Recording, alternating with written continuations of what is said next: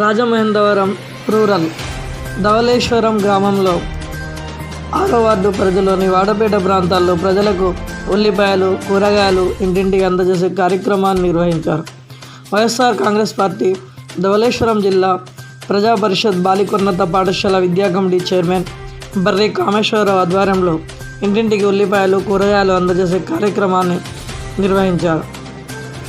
6వ వార్డులోని వాడపేట ప్రాంతాల్లోని సుమారు 300 మంది కుటుంబాలకు బర్రి కామేశ్వరరావు చేతుల మీదుగా అందజేశారు.